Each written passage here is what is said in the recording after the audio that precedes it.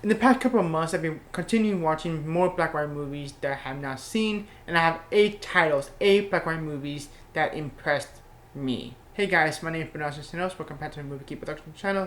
Like I said, I have 8 black and white movies to show you guys that impressed me, that informed me, that these are good movies that I decided why not share my thoughts and recommend you guys. I did like part 1 of this type of video that I watched black and white movies. Link below, because there are other black and white movie titles that I watched this year that also floored me. I have 8 more black and white movies that actually floored me. Let's get right into it. Dead of Night. This is an anthology horror film in the black and white that feels straight out of Twilight Zone episodic feel that just feel perfect for this type of movie, even though the Twilight Zone came out much later, because this came out first. And I have a suspicion that Ross Serling might have watched this film and got the inspiration for the Twilight Zone. I mean, who knows? Maybe that's the theory. We don't know.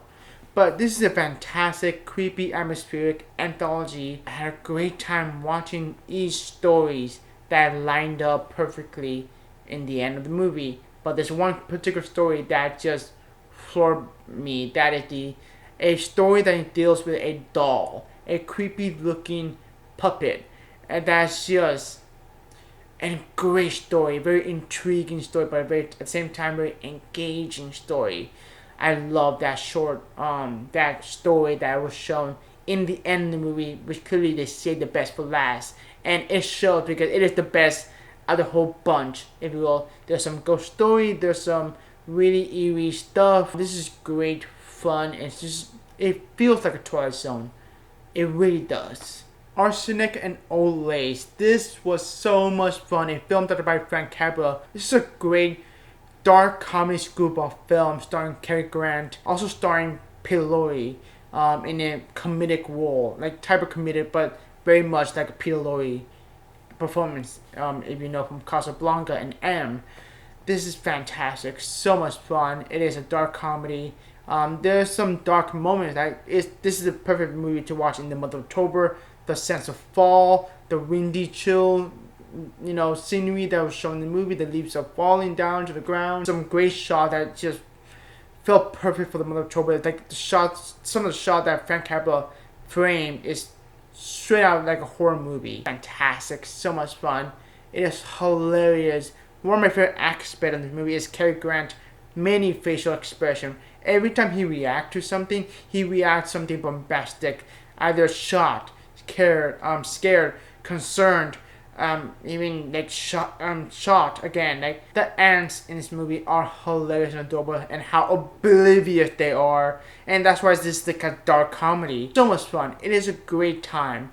And this is like Frank Capra, a very unique film. He's mostly known for doing dramatic, film like It's a Wonderful Life and Mr. Smith's Going to Washington, which is both fantastic movies. But I love the fact this is very unique for him. This is like comedic screwball comedy, and I love that. I love for it that he went something different. I believe this came out before Mr. Wonderful Life and Mr. Smith's Going to Washington, and this is great fun. This is a great fun that just makes me happy. And it's a very perfect movie to watch in October because it was cozy.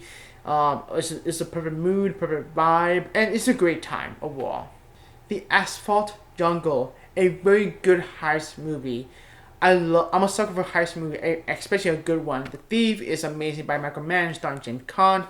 This is great, and also starring a very small role by Marilyn Monroe, but very small role though. But this focused on a heist movie that it did not go as planned, but very intriguing heist movie that kept me engaged throughout the runtime.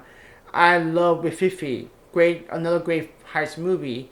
This is another good one here, which is great. I really enjoyed it. It's a wonderful little heist movie that just is set up perfectly. Like it's a slow setup. Like it built up to the point, and then something happened. That's where the story picks up. Like there's some really great moments in the movie. I really enjoyed it a whole lot. That's The Asphalt Jungle. All Quiet on the Western Front. This is the original film from the 1930 1930, yeah, 1930. I don't want black. The remake just came out on Netflix, which I'm planning to watch soon, hopefully sooner. But I want to check out the original first before I watch the remake because one, this is the Best Picture winner, and two, this is the original, and I thought it was great. It was a great film about going to the war with high expectation that you think it can be great and all, but when the reality hits, that's where the nightmare truly kicks in, and everybody want to go home. It's a nightmare. They showcase what war truly is and how what's the reality that you start thinking that it's gonna be great. Something like that. It's just completely changed the whole image of what war truly is and how people were telling them that it's noble, it's great, that you're fighting for our country, even though this is a life and death matter that you go in war for either protecting your country but also going for war to kill yourself because it's a dangerous situation that the time this was. But the way it was shot, the ending just let me feel speechless. This is a phenomenal film that showcased what war can be, and it deserves that Best Picture win. It truly is because it's a very powerful film, but there's a lot going on. It's a very heavy movie, and the way it was shot is brilliant for the time, 1930s. Same time, very emotional, powerful film that just took my breath away, especially the ending, because it was shocking. I'll tell you that. But it's a film that you have to see before you die because this is a Best Picture winner, but it's also a very important film. It's a film that truly, make what it is, and just it's a great film. That's all I can say. We got another Best Picture winner, that is How Green Was My Valley. This is really, really good. Directed by John Ford and starring Maureen O'Hara and Walter Pidgeon. This is really good. I did love it, but I really enjoy how the story plays out, and it's a family drama. It's it won Best Picture. That's the main reason why I want to check it out, because it won Best Picture. I think Citizen Kane should have won Best Picture over How Green Was My Valley, but I do like this movie a whole lot. I really do, but it's not like a powerful kick that I want it to be. I enjoyed it. I liked it. I really do. It can be melodramatic at times, but I really enjoyed the story though. I really did. I really enjoyed the story that is about this family and something bad happened in the mining, and that life-changing things that turned upside down for them. Some of the family members just went separate ways.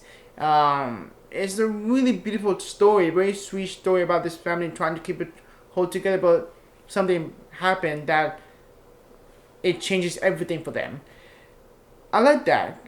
It's really great, but it can be melodramatic at times, and I kind of, I really enjoyed it. But the fact this won over Citizen Kane is kind of like, I think Citizen Kane should have won, to be honest. But I really enjoyed it. I actually liked it. It deserved that Best Picture winner. I get it. I understand why it won Best Picture, but I think Citizen Kane should have won, in my opinion. Everybody's opinion is different.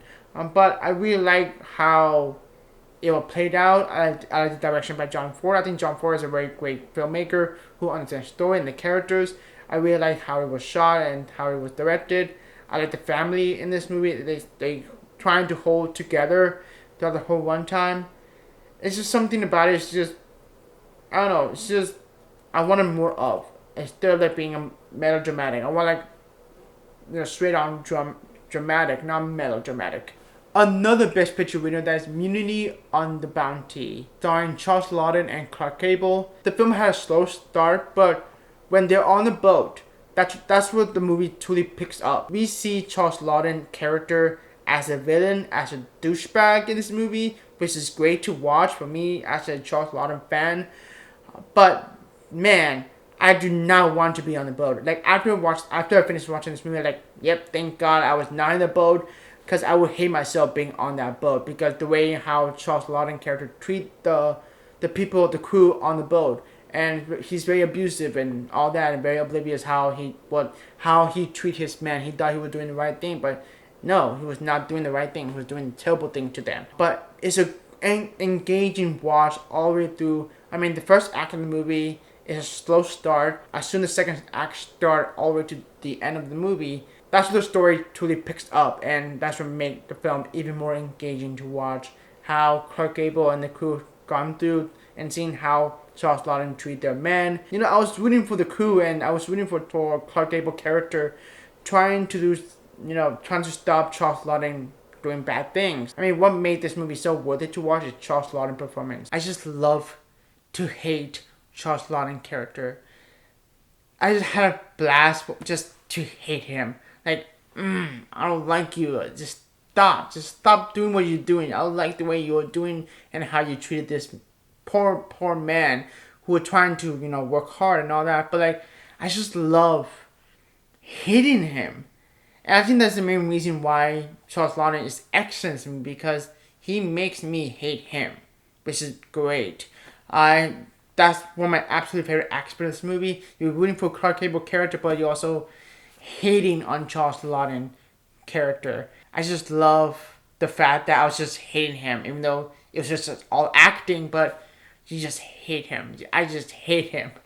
It goes to show how great of an actor he is, and he played a villain role, which is made it more exciting for me to watch. It was an engaging, entertaining movie to watch. The Bells of St. Mary, starring Bing Crosby, Ingrid Bergman, and directed by Leo McCarey, who did Some Way for Tomorrow, The Awful Truth, and Love Affair, which all of them are available in the Criterion Collection. This is really charming, a very peaceful, smaller scale movie starring Bing Crosby and Ingrid Bergman. I really enjoyed it. It's a very sweet, chill little movie. Nothing too crazy happens, but it's a wonderful story to tell about a pre trying to help their school, get better, and Ingrid Bergman's character, who is a sister, trying to help some students and all that. It's a wonderful little film. Nothing too crazy about it, but it's really charming to watch, honestly. It was a peaceful watch, too, because while I'm watching this movie, I felt calm. For some reason, I don't know why. Something about it's either the story or the characters or the direction by Leo McCarey.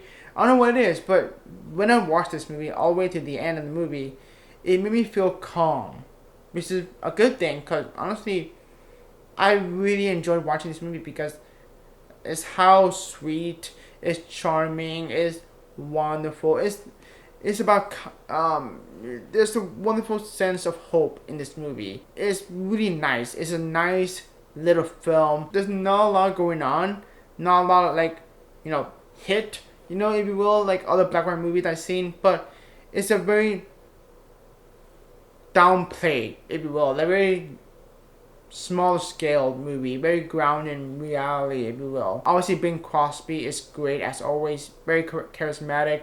He's so wonderful in this movie. He, really wonderful, as well as Ingrid Bergman. It's a very chill, peaceful little film, and that's the main reason why I like this movie. I saved the best for last. This film blew me away. I love this movie more than the other movie that I showed you minutes ago, but this film, however, blew me away. It floored me.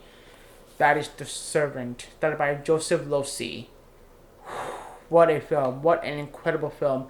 My favorite aspect of this movie is the direction and the framing. The way Joseph Losey directed this film is immaculate and carefully planned as well.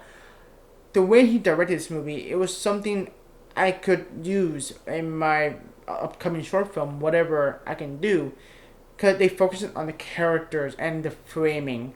I mean, the way he framed the shots in this movie. No dialogue. It's just a frame, and it tells a story. Just by the frame, there's a story to be told without any dialogue needed. And you understand what's going on just by the frame.